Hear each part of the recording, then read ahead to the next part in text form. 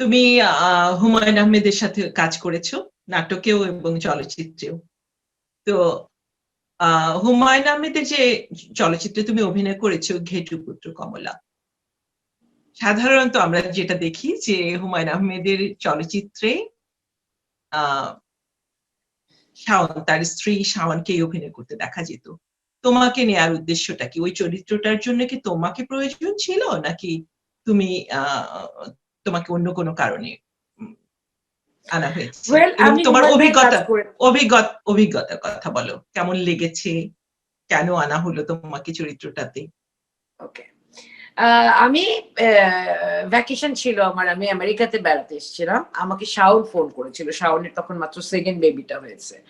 তো শাওন আমাকে যেটা বলেছে যে আমরা তো তোমাকে খুঁজছি, হুমায়ুন সাহেব খুঁজছেন, এরকম একটা ক্যারেক্টার, আমাদের একজন ভালো অভিনেত্রী দরকার। আমি করতাম, কিন্তু আমি এখন মাত্র আমার বেবি হয়েছে, আমি মুটিয়ে গিয়েছি, সো তোমাকে দরকার। এভাবে আমি তারপরে একটু তাড়াতাড়ি, আমার থাকার কথা ছিল 1 মাস 5 দিন, আমি একটু তাড়াতাড়ি ব্যাক করলাম। এভাবেই আমার আর হুমায়ুন ভাই হচ্ছে কি অসম্ভব ভালো এবং সাধারণ একটা মানুষ, অসম্ভব ইমোশনাল পার্সন, অসম্ভব অ্যাপ্রিসিয়েট করতে জানেন। মানে সো ওনার সাথে কাজ করা, এই যে উনি একটা সরকারি অনুদানের ছবি, আমাদেরকে যে একটু অল্প টাকা দিতে হচ্ছে নর্মাল টাকার থেকে, এটা উনি যখন আমরা যখন ওনার বাসায় গিয়েছি সাইন করতে বা রিডিং করতে, উনি সেটা খুব লজ্জিত হয়েই আমাদেরকে বলেছে যে এটা কি করে সম্ভব এত অল্প টাকা কিন্তু দিই। তো এটা আমার জন্য আসলে অনেক টাচিও, কারণ হুমায়ুন ভাই তখন অসুস্থ, ঘেটুপুত্র কমলার পর থেকে উনি অসুস্থ হয়ে গেলেন। উনি আমেরিকা নিউ ইয়র্কে এসেছিলেন ট্রিটমেন্টের জন্য, এবং পুরো ছবিতে কাজ করার অভিজ্ঞতা ভালো। উনি তখন একটু শর্ট টেম্পার ছিল, শাওনও ছিল পুরো ছবিটাতে।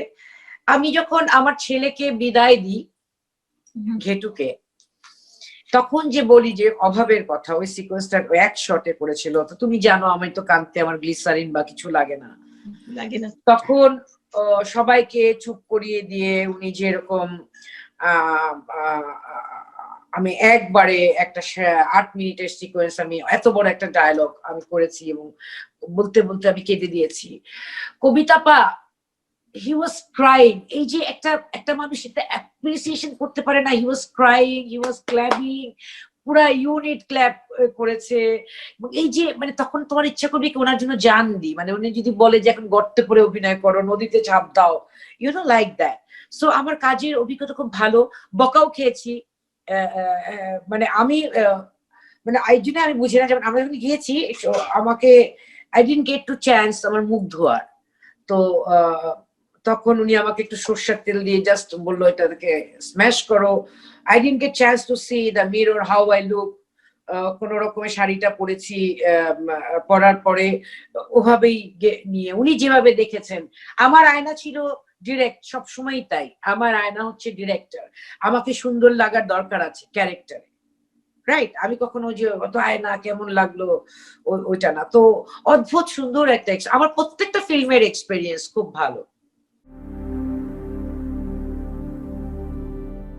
এবারে শুনবো আপনার কথা।